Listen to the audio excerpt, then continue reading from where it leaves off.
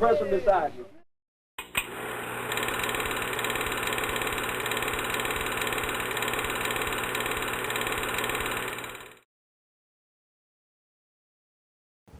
We'd like to thank Dr. Norman, first Vice President of the Illinois State Conference of Branches. She's the second, again, the first Vice of the NAACP here in the state of Illinois of the 42 branches that are in the state of Illinois. Mr. Lee Provost, reporter from the Daily Journal, be our panelist. We want to thank our official timer, Mr. Jess Gathing, who is regularly involved in the forum. And we want to thank both our candidates tonight for taking time out of their busy campaigning schedule to attend tonight and to be able to expound on the issues and concerns and questions that will be heard here tonight from our panel and also from the residents of the city. Just some housekeeping. Bathrooms are out to the left, and each candidate have a 2-minute opening and closing statements. And as it relates to questions from the audience, just a reminder that those questions should be written in a manner that are being asked to both candidates. Question cannot be written to just one candidate. The question have to be been able to be asked of both candidates. So with that, before the forum, coin toss, Mayor Epstein will start with the opening 2-minute statement, followed by Alderwoman Armstrong. Thank you. Thank you, Mr. Pace. I'd like to thank the NAACP for hosting this forum this evening. For the past 8 years, I've had the privilege of serving as your mayor. During that time, we have faced challenges together, and we have witnessed positive changes in our community, resulting in new growth, private development, and a renewed spirit of optimism. Fiscal stability continues to be my top priority. I have kept the city fiscally stable as other taxing bodies have struggled to stay solvent. We have passed 7 balanced budgets, maintained an A bond rating, consolidated departments, and reduced the number of employees by 17%. For the past 3 years, the city has reduced the amount of dollars levied for property taxes to provide relief for homeowners at a time when expenses continue to increase. Commercial development is expanding in the city. We have announced more than $50 million in new development on both the east and west sides of Kankakee.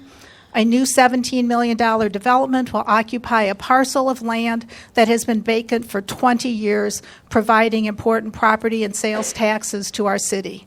Establishing important relationships with developers has resulted in 2 major projects. The new River Station will provide safe and affordable housing for seniors, and Fountain Square will provide housing options for those wanting to live in our community. Neighborhood reinvestment continues to be a priority. The city has invested more than $250,000 building a new park on the east side for children where dilapidated and gang-infested housing once stood. We have secured grant funding to rehabilitate homes. We have secured grant funding to rehab buildings that can be saved and put back on the tax rolls. For 8 years, I have worked hard to bring a spirit of optimism to our community. I have demonstrated proven leadership skills, brought professionalism to city government. I am proud of my accomplishments, and I am proud of our city. Thank you.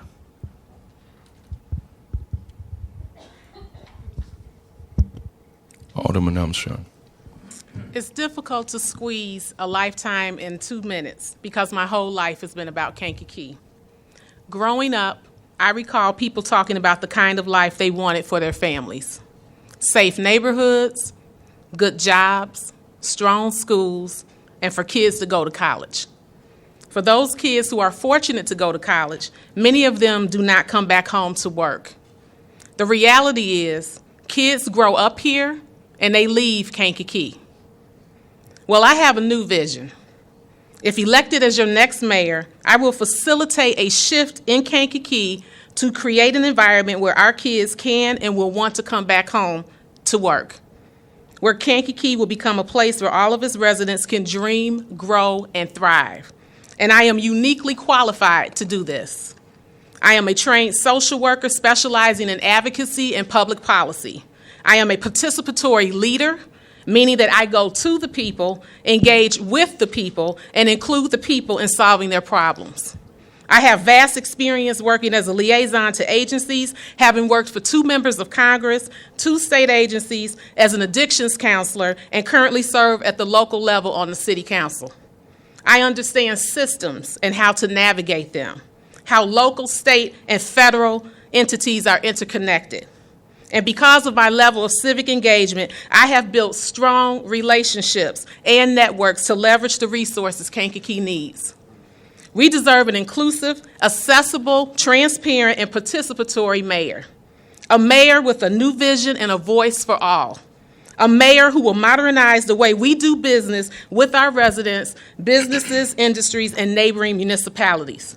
A mayor that will be an ambassador for our city and the strongest advocate for our people. And that is why I'm asking you to support and vote to elect me to become the next mayor of the City of Kankakee. Thank you. We'll start with our panel with Dr. Norman, and I just want to make just a point of order here. During the process of answering the question, if the moderator deemed necessary for either candidate to go beyond the 1 minute, the other candidate would get the same amount of time to go beyond. Thank you. Dr. Norman. Thank you. Question to Alderwoman Armstrong. Thank you.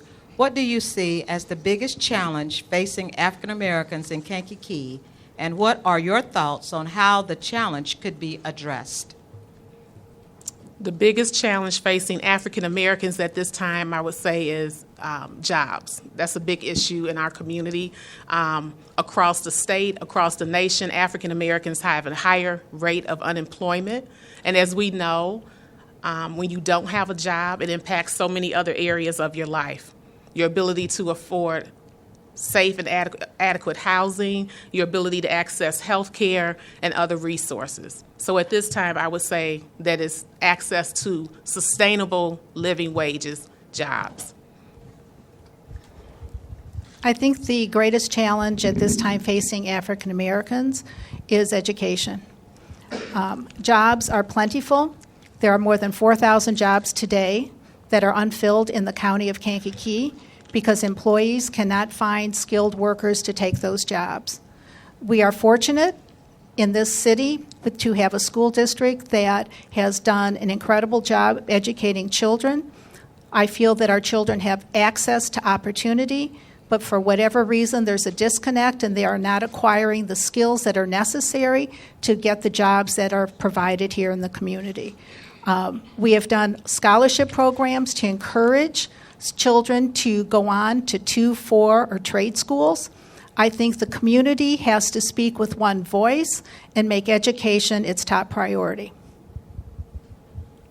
Mr. Provost, you have the next question, and it's to Mayor Epstein. Mayor, what do you feel is the greatest issue facing the city? I think there are multiple issues, but they're all sort of connected. Again, I know it's boring. I talk about it all the time, but I think finances are incredibly important because without the base of a strong financial stability in the city, you cannot provide services in any other way, shape, or form. The pension crisis that is affecting every municipality in the state of Illinois has not spared Kankakee. It has a direct effect on the property taxes that we pay. We've managed to balance budgets. Each year it becomes more difficult. This year, the budget that will be implemented, regardless of who's mayor, already faces nearly a $600,000 deficit. It becomes harder and harder to find matching revenues in order to keep that budget balance, and we've done it 7 times. So I think finances, because they are the base from which everything else flows. Could you repeat the question, please? Yeah. Sorry. What do you see as the greatest issue facing the city? At this time, I would say public safety. Safety is a human need, and although balanced budgets are critical to helping our city properly function, if you don't feel safe in your community, that is a huge problem. As adults and older people, we can recognize how budgets impact other systems in the community. But even children at a basic level, if they don't feel safe, that's a problem. And with the recent uptick of shootings in the community, this is something that I think is on everyone's mind, no matter what ward they live in, no matter their socioeconomic status. People are concerned about the shootings. They're concerned about the young people that are doing the shootings, the access to guns, the increase in gun violence. Dr. Norman, you have the question, and the question is to Alderwoman Armstrong. As a follow-up, what are your thoughts of Kankakee on criminal justice law enforcement? You're looking at the mayor. The question was for me. The question was The for question's to Chasity. Okay. In terms of criminal justice, I want us to strengthen our relationships with our police. I think we have some very good police officers. The problem that I have seen with the administration is that when we have issues in the community that arise either from someone from our community or communities close to us, such as Chicago, there's this resistance to speak to those issues. And I think that as a mayor, you have to speak to those issues, even the ones that are uncomfortable. Not talking about the issues, it doesn't make it go away. I want to make sure that we support our law enforcement officers, that they have the tools that they need, and I want to make sure that we build trust between the police and the community, because we have to work together to solve the crime in our community. It is a partnership. Criminal justice. Yes, what are your thoughts? What are your thoughts of Kankakee on criminal justice law enforcement? Thank you. I think that we have an exemplary police department. We are nationally accredited, one of the few in the state of Illinois. The police have an incredible community outreach. We have conducted 27 police academies. We have 17 active neighborhood groups that the police department attend every month. We have resource officers in the schools at the behest of the community that wanted to see their police officers be more visible. All of our officers walk their beats on each shift. That data is presented to the alderman each month. I think we've done a very good job reaching out to the community. I think the criminal justice system, I think the revolving door in the courts, the lack of gun laws, and the penalties for people who commit multiple crimes using guns has exacerbated the situation, and I think it's time for Springfield to make some changes in order to aid law enforcement at the local level. Thank you. Mr. Provost, you have the question, and it's to the mayor. Mayor, the city has, along with other communities, have intergovernmental agreements regarding metro wastewater, dispatching. Where do you see areas of other government cooperation that would lessen the tax burden on everyone?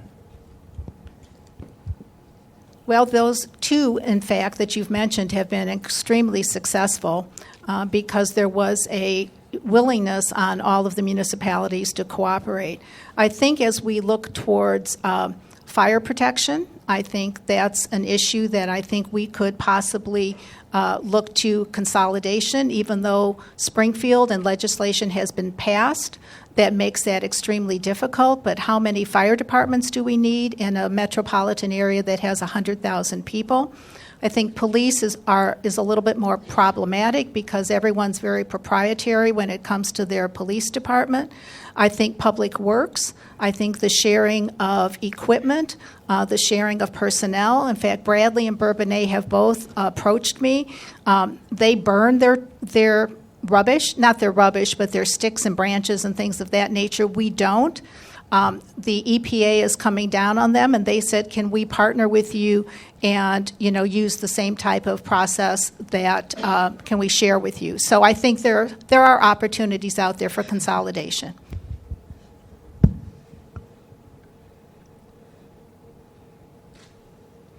Alderwoman. In terms of areas to save money for taxpayers, I have been conducting listening tours for several months. And one of the things that the firefighters shared with me is how old their equipment is. So I would also agree that I know some of their equipment is very specialized, but looking into our neighboring municipalities to see if that's something we can share. During my tour, I also shadowed the Department of Public Works one day, and they took me all through their geographic area. And they showed me a piece of equipment out east where the drive-in used to be that cost $250,000. And my question was, do we need to have that pricey equipment in every municipality? So I believe that's something that we can consolidate. Things like purchasing supplies, things like salt. Our school district is a separate body.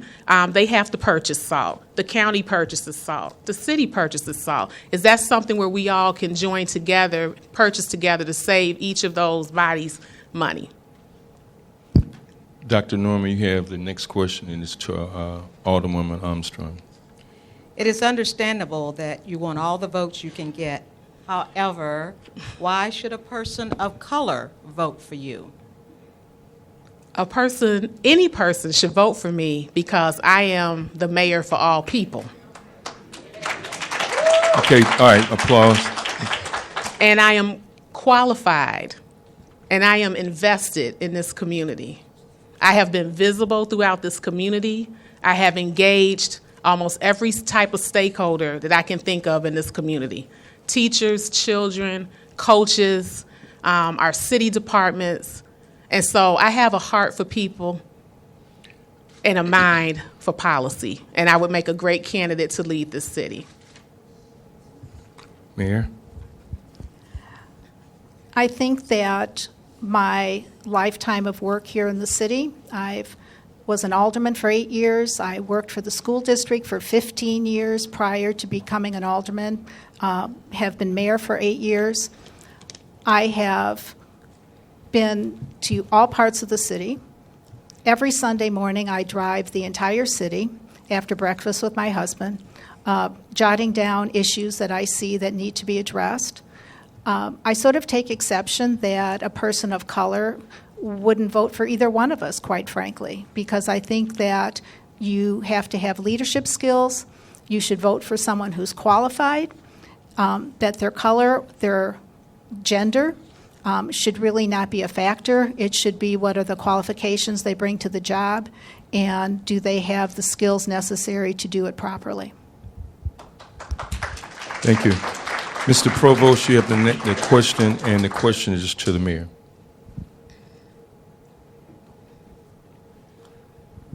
Mayor, this is somewhat on that same vein. Kankakee is a very diverse city, but is there anything the administration can do to more engage the Hispanic community? I've actually had multiple opportunities to engage the Hispanic community, and if you remember, the city, starting with Mayor Green, we have designated a sister city status with Guanajuato, Mexico, which is where many of our Hispanic families come from. We hosted them a year ago because they wanted to reinvigorate that sister city status. We met with them not too long ago because of their concerns about immigration and how the national stage will impact their lives here. We worked very hard to reassure them that they have nothing to fear from the city, the police department, but I think their fears are real. They are multiple small business owners in our community.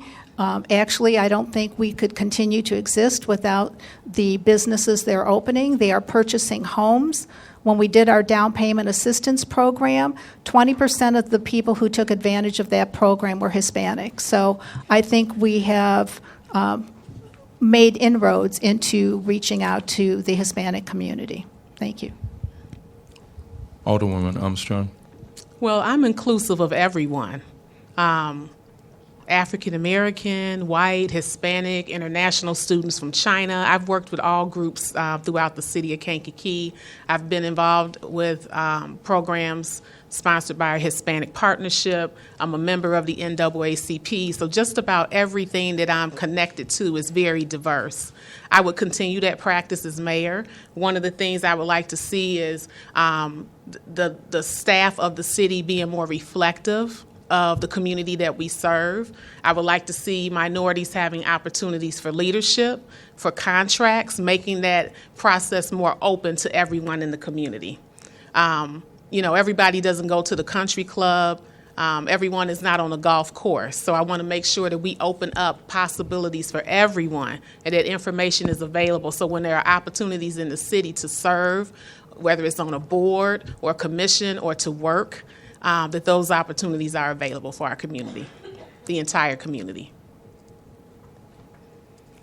Dr. Norman, you have the question and the questions to Alderwoman Armstrong. This question came from the audience.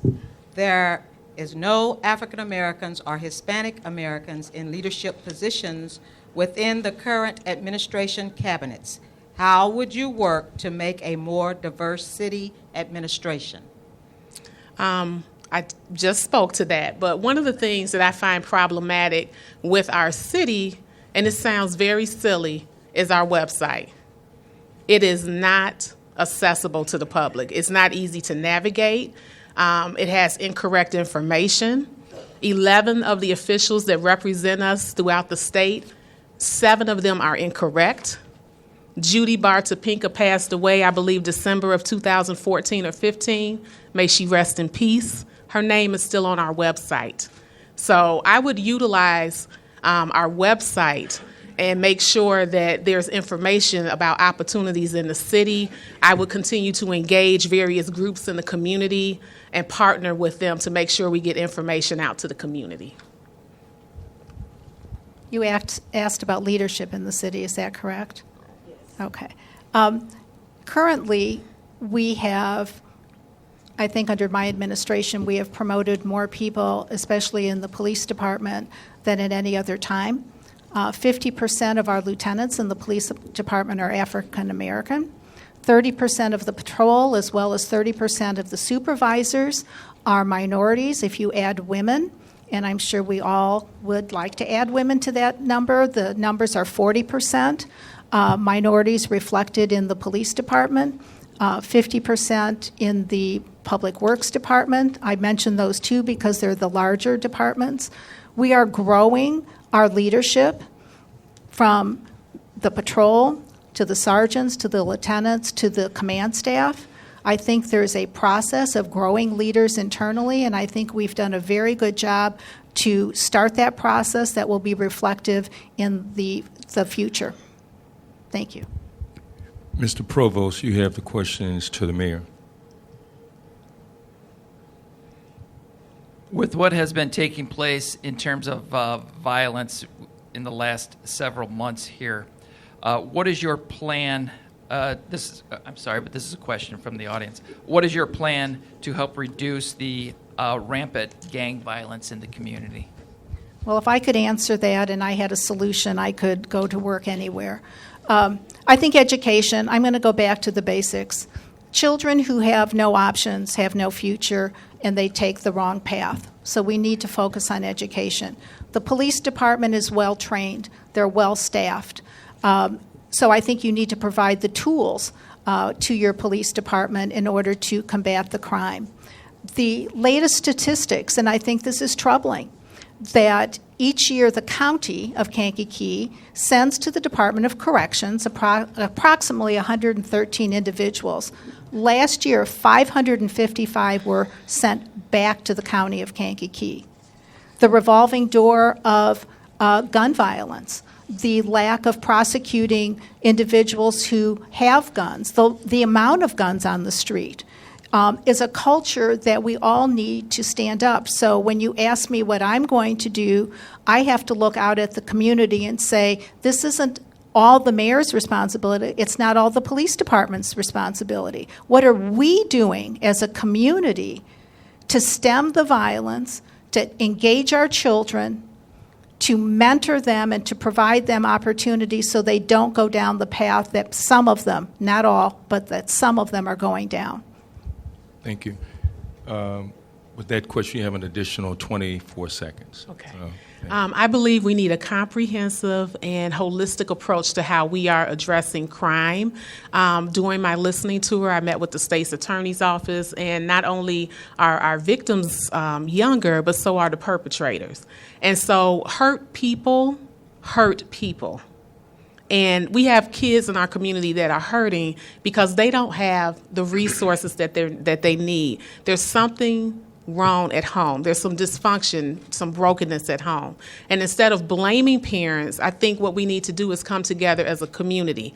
We have a lot of resources in the community, but we don't always have clear communication and direct communication. And so City Life, Youth for Christ, our YMCA, the Garden of Prayer, those are 8 organizations in our community that help support and mentor our children.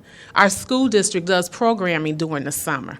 I'm planning to start a program for youth, an internship, because I know that if I can partner kids with city employees and they have a positive adult in their lives, it's going to decrease truancy, it's going to decrease alcohol use, drug use, and some of the other things that they're doing. So we need to come together holistically.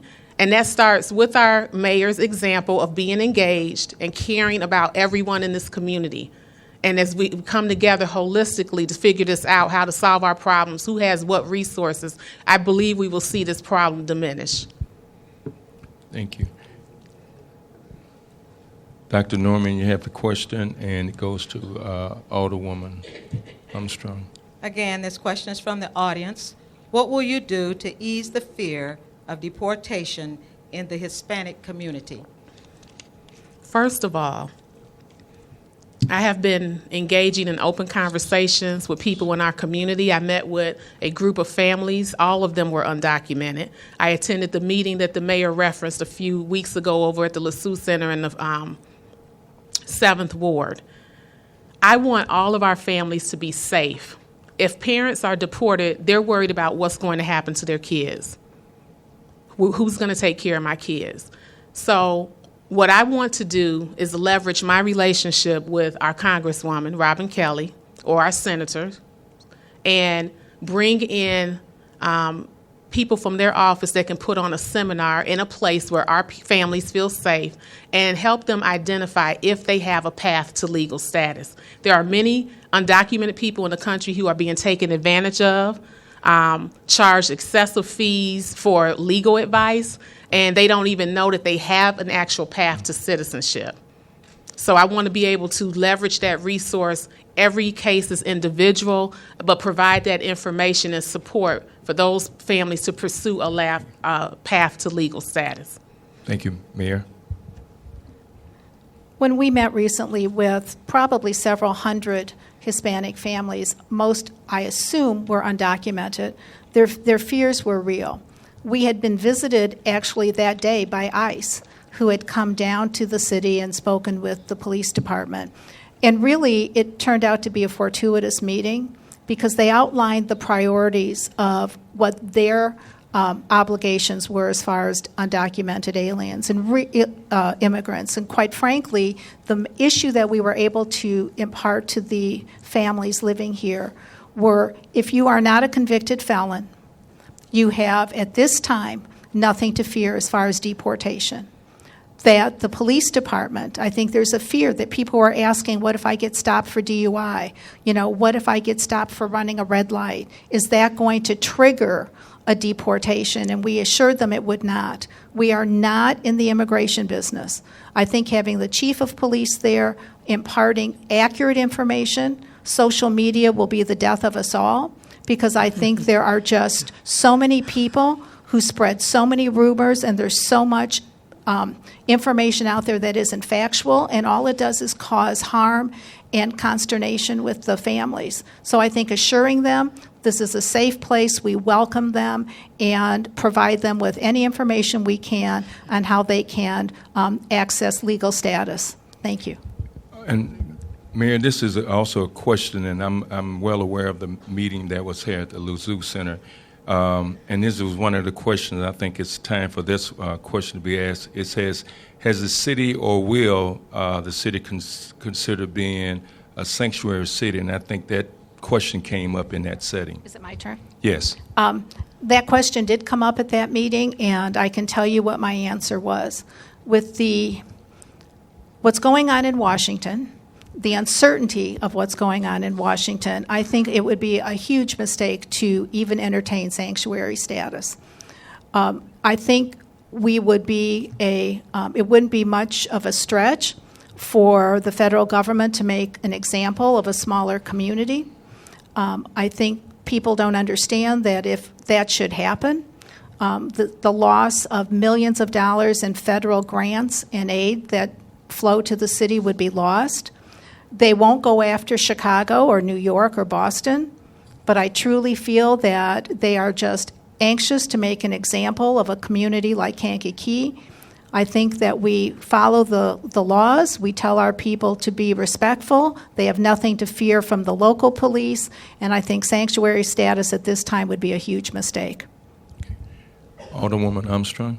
I am still learning more about this particular issue, and what I would like to do is to continue to talk to people in the community. I know there have been some groups that have been meeting about this issue to determine what is best. I don't think we even know at this time how many undocumented people we have in the city of Kankakee. I think there's some efforts right now to track those numbers. But I am open to what people want and what people need to be safe. And so I will continue to stay engaged with our families and to follow up on other communities who have considered this or who have adopted this status to see how it has impacted those communities. Mr. Provost, I have the question, and it's to Alderwoman Armstrong. Chasity, what would you consider the city's greatest strength and, on the flip side, its greatest weakness? Our greatest strength is our people. We have very caring and compassionate people in this community, and even though we have our challenges, I'm very proud to be a native of this community. We've seen a lot of tragedy, particularly in the last few years with fires, with shootings, and I have witnessed people come together and rally behind families after fires. Even we had a young man that rallied behind Flint, Michigan when he found out how devastating that community was impacted and didn't have safe water. So I believe we have, we're diverse in so many ways, not just what we look like, but our strengths, our backgrounds, our experiences, our education. And I think using that and coming together, we can overcome all of our challenges. Mayor. I do agree with Alderwoman Wells. I think the people are the base. The people are the lifeblood of your community. We seem to come together in tragedy far more often than we come together when there's positive things happening, which is unfortunate. But we have people here that come from all over the world. When you have people who are transferred here from industries, and I go meet with them, many of them who are being transferred back out don't want to leave our community. So I think we have a wealth of experience, education, diversity. A community has to be together as a family. You always have the dysfunctional aunt or uncle, but in reality, we are all here together. We will either thrive together or we will not thrive together, and I think we must come together as a community. Politics, elections, it doesn't matter. I really feel that if we are working together on the challenges that we face, that we will be the better for it. Dr. Norman, and questions to the mayor. As we thrive together, Does the city have a policing and incarceration bias regarding minorities? No. We have to maintain statistics that we present to the FBI each year. And the statistics that are presented and will be presented to the alderman at the next public safety meeting are the compilation of this last year's statistics. And I can tell you that the report that comes back to us discounts that. We do not have a bias in our traffic stops, in our stopping of people on the street, and that is all documented, and I'm willing to share it with whoever, the media or whoever would like to see it. I think that sounds wonderful on paper, but the reality for a lot of people of color, the skin that the mayor doesn't walk in, they have a different reality. And I have been told by people in our community that they have felt profiled. A young man saw an incident occurring a couple months ago in his neighborhood, and when he got out of the car to try to see what was going on, he was treated very rudely by a police officer. And another person who showed up that was not of color was not treated that way. So, you know, we all are a product of our experiences, our environment, the education that we have. We all have bias. And it's okay because it's part of being human. We just need to recognize that. And in our jobs, we need to really be mindful of it so that we are being the most professional that we can be, especially when we're interacting with the public. Mr. Provost, you have the question, and the question is to Alderwoman Armstrong. Chasity, according to the American Community Survey 2011-2015, the city has occupied housing, which is basically 50-50 owner-occupied versus rental properties. Do you consider that a healthy city?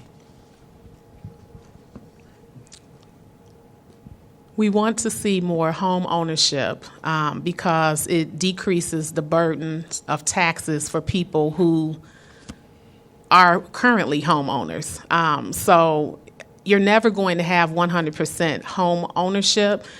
Some people don't want to be homeowners, and I think we need to recognize that. Some people, you know, for whatever reason, they don't want to make that type of commitment. They don't want to deal with the upkeep. I would like to see us improve our housing stock. I would like to see us work to save our housing stock. There are programs available through some of the state departments that are in place to help people who are still upside down in their mortgages. So, yes, I would like to see us strengthen home ownership for people who want to be homeowners. But I do realize we are a diverse community, and everybody is not going to want to own a home. Mayor. Yeah. Home ownership is integral to a community, to the health of a community. Absolutely, you're going to have rental properties. Actually, the better mix is probably about 70-30. Recognizing that home ownership and housing in general is an important issue in the community. This last term, I created the Housing Task Force in order to look at this issue and to address some of the ways that we might be able to change people's perceptions about our community. I mentioned a little bit earlier the down payment assistance program, $2,500 to anyone. There were no income guidelines. There were no restrictions other than it had to be single-family, owner-occupied, conventional lending. And 160 homes were sold in 3 years in the city of Kankakee using that program. 50% of the people who accessed that program came from outside of the city of Kankakee. So I think there are things that we can do. We do rehab homes. Oh, I'll stop. Thank you. Go ahead. We can have. Well, it's going to take a minute, so. No, we can. I'll give. You'll give her a minute? Okay. Yes. Okay.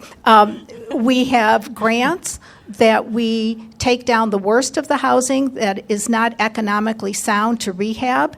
And then we also have grants that we are rehabbing homes, mitigating lead to provide children with a safe environment. Lead is a huge issue when it comes to young children and learning. We did 247 housing units last year with the lead mitigation and the rehabbing of homes that we then sold, and those homes are now back on the tax rolls. But again, the Housing Task Force, this is an issue that is really harming every city, especially in the Midwest, and I think we've made some inroads into the progress of that. Alderwoman Armstrong. You have 40 seconds, additional seconds to respond, to rebut anything as relates to housing.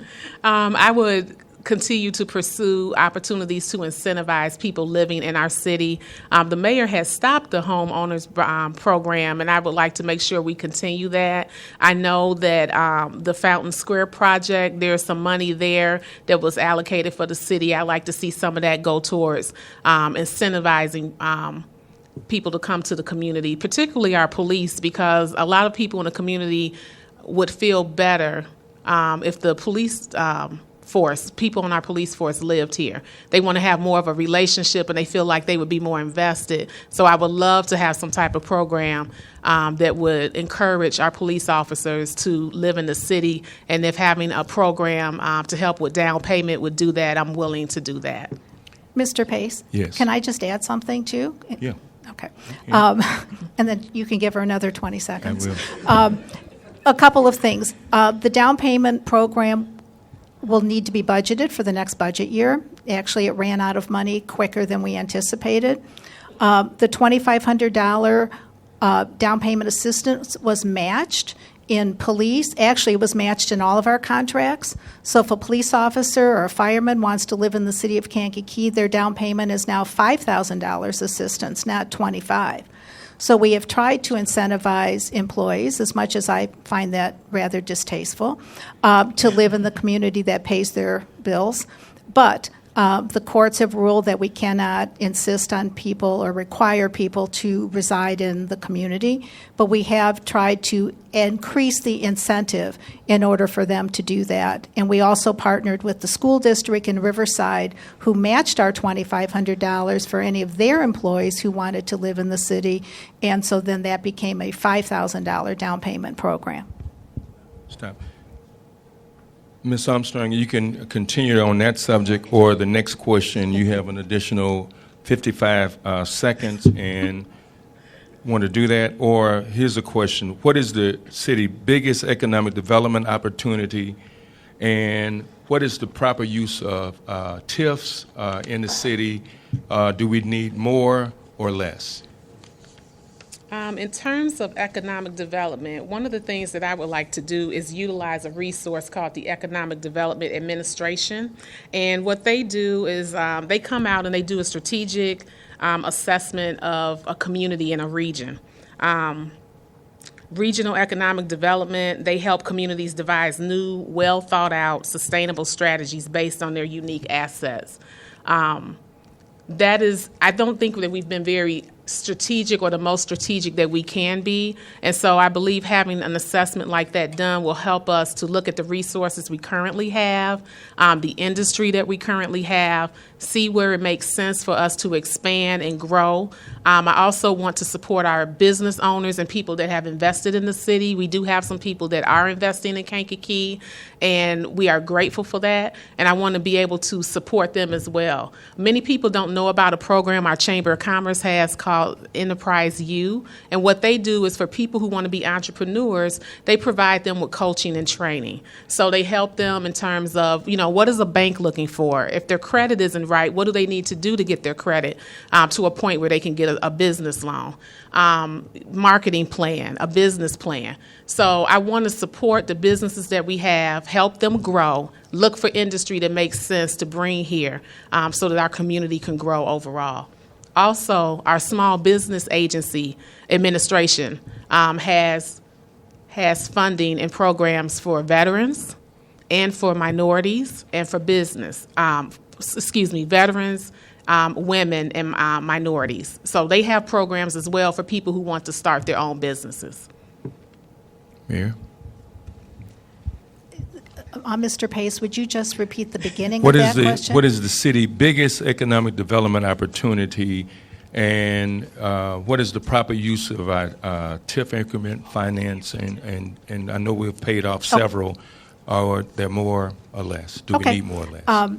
First of all, the Economic Alliance of Kankakee works with all of the communities to do the assessments that Alderwoman Wells was talking about, as far as working with consultants as to what type of industry would best be located here, what kind of businesses are you able to attract. Much of that is done through the state's Economic Development and Commerce Department. I think the city is well positioned. We have had an extreme influx of private development in the city in the last 24 months. We've used the term $50 million. When you have private people willing to spend that kind of money in your community, it shows that they have a good feeling for what's happening here.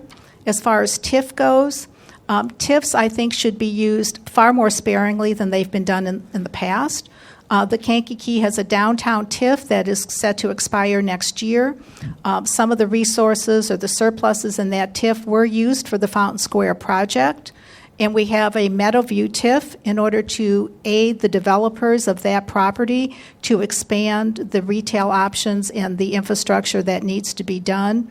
At this time, because TIFs are very complex and take such a long time, I'm not sure I would create another TIF at this time, but we are part of the Kankakee River Valley Enterprise Zone, which offers an incredible amount of incentives to manufacturers and retailers. Dr. Norman, you have a question, and the question is to the mayor. This question is from the audience. Are you or would you be interested in writing a weekly column in the journal, perhaps sharing how the week went, what went on in the city, and how you are doing? Weekly? Okay. Well, I'm an English major, so I guess I could write. I think weekly would be a little bit often. I would think once a month would... My life is exciting. I'm not sure it's that exciting. No, I think that would be an opportunity to share information with the residents of the City of Kankakee. So yes, I would certainly be willing to write a column, but I'm not going to commit to a weekly column at this time. Thank you. Alderman Armstrong. I would definitely be open to writing a column. I love to write, and it would be an opportunity for me to connect with the community. Also, given the demands of being the mayor and the challenges we face, I don't know that weekly would be appropriate, but I would utilize every avenue that I can to keep communication open, whether it's the column, whether it's a Facebook page, the website. I think we can post things on the website from the mayor. So I am a proponent of open communication and transparency. Mr. Provost, you have the question, and it goes to Alderwoman Armstrong. Chasity, we obviously have the Kankakee River runs right through our community. Do you feel the river has been used to our advantage as a development tool? I think we can always do better.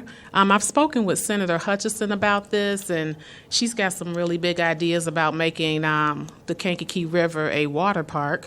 I don't know that would happen. But she would like to see us access our river more frequently for recreation. Years ago, we used to have boat races when I was a little kid, and that was something that I really loved. Was going down to Beckman Park and that area. Cobb and Beckman are beautiful parks, and so being able to utilize our river for recreation and to bring in revenue, I think, would be something that we definitely should pursue. Mayor. I remember the boat races, too. They were fun. Labor Day, you'd hear the engines roaring. A couple of things. We have accessed a grant from FEMA to take down a row of houses from the Washington Avenue Bridge all the way to Fifth Avenue that's opening up then the river front. Those are all on the river, access to the public. Part of the FEMA grant precludes anything from ever being built on that land again because it was really a flood mitigation grant. So we hope to expand the trail, the riverfront trail on that property. All of you can see on Kennedy Drive, we're building a bridge across the river that will connect the Kankakee Community College all the way out to Bourbonnais Township on the bicycle trail. The bridge is a pedestrian. We had somebody call and say, would horses be allowed? Not allowed in the city, but whatever. But I think we have an opportunity to even expand more to the river, but I think the city, we've done some unique things as far as opening up the riverfront to the community.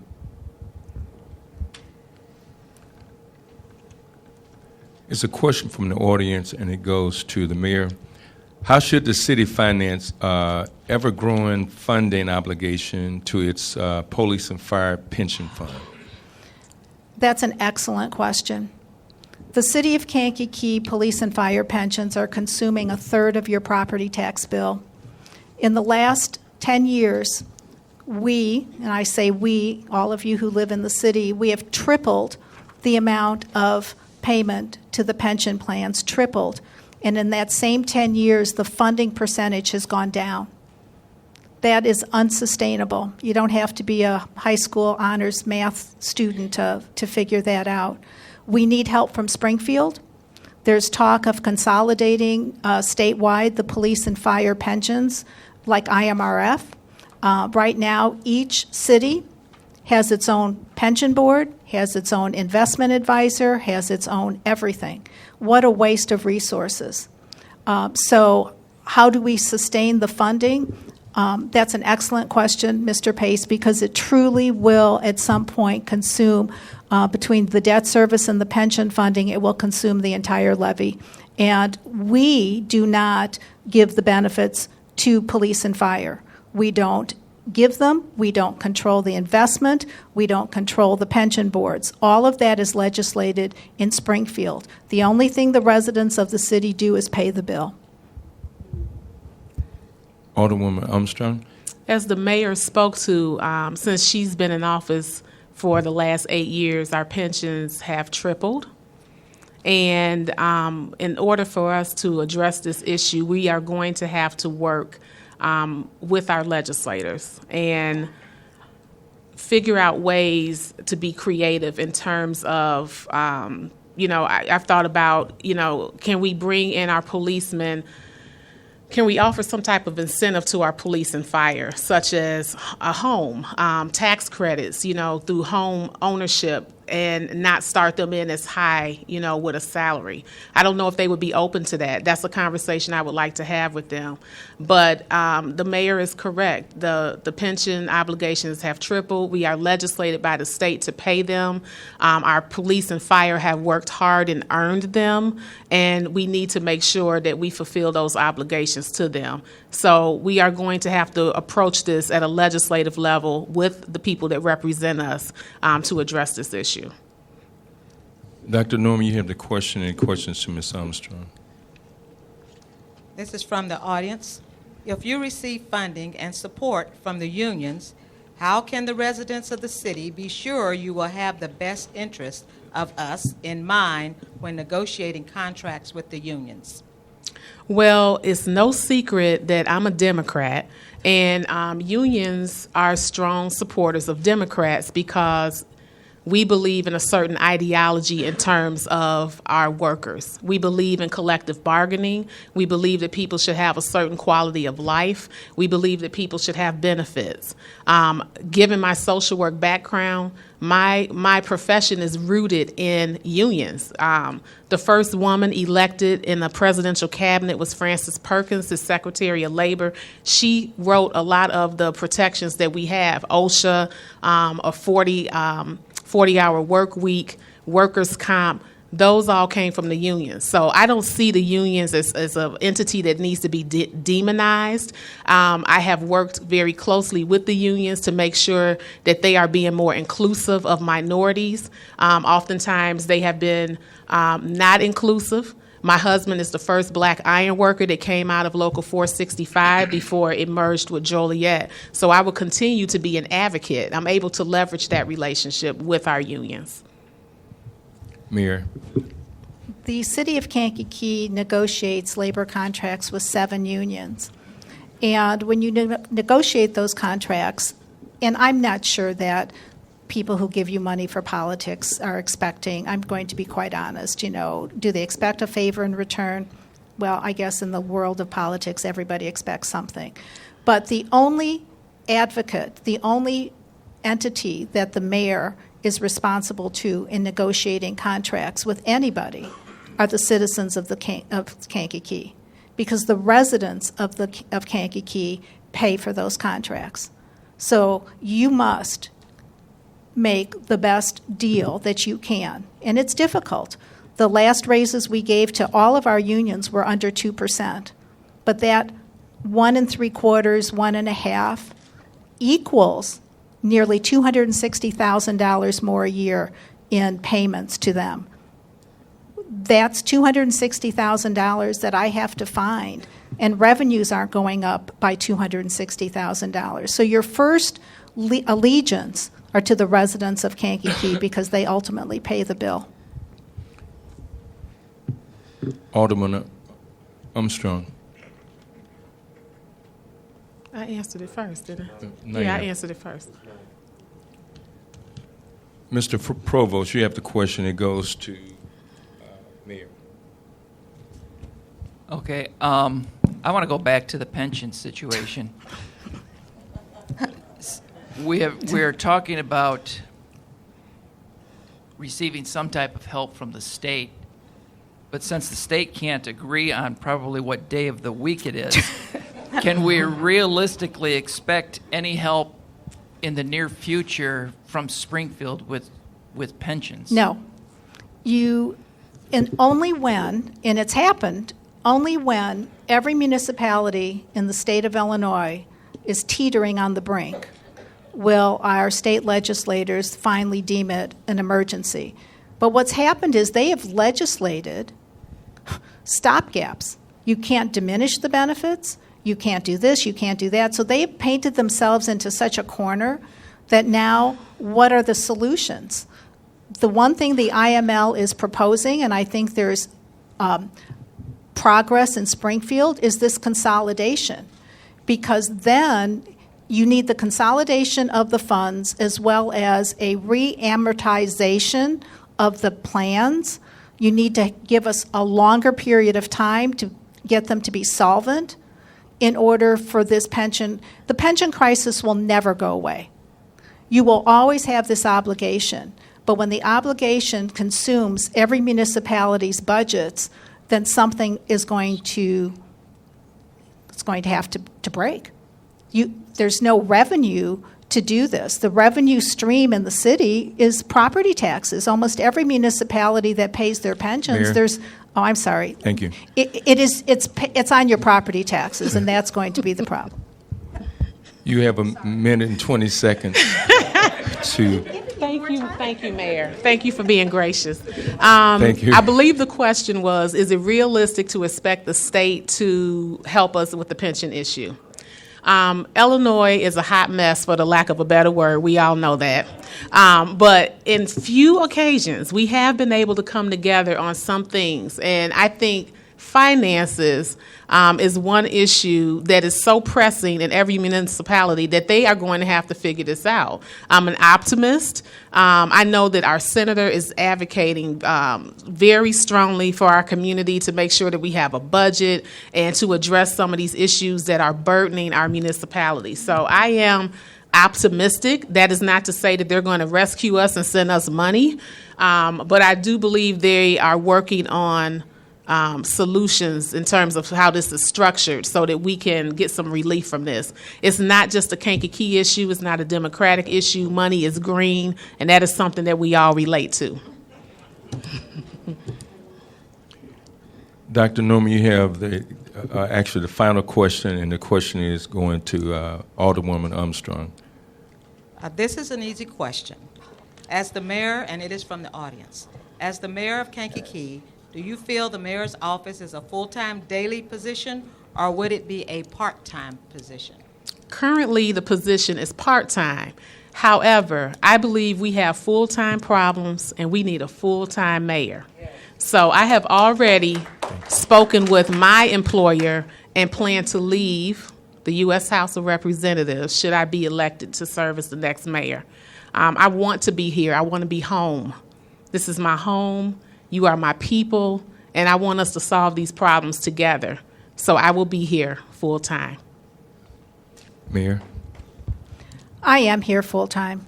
My husband said it's like being a widower, but you can't date. That's bad, Mayor. That is bad, I know.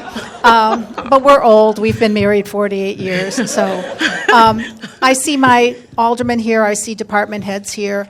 And I think I can say this in all honesty, especially at the building, administration building. I'm usually the first car there in the morning and the last car to leave. There are nights that I get to work at 8 and I don't come home until 9 o'clock. Whoever deemed it a part-time job, it's part-time pay. But I think in the city of Kankakee, the mayor is the lowest paid employee. But if you're going to do it and you're going to do it right, you have to be full-time, regardless of the compensation. And I have done that and certainly will continue to do that. Thank you. It is 7:45, and we're at the closing statements, Mayor, and I think you have, with the coin toss, you have the first closing statement followed by Alderwoman Armstrong.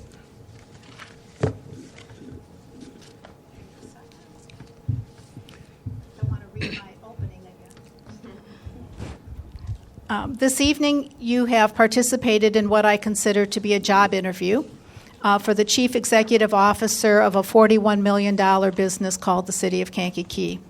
For the past 8 years, I have demonstrated that I am a competent leader with the skills and knowledge necessary to lead our city.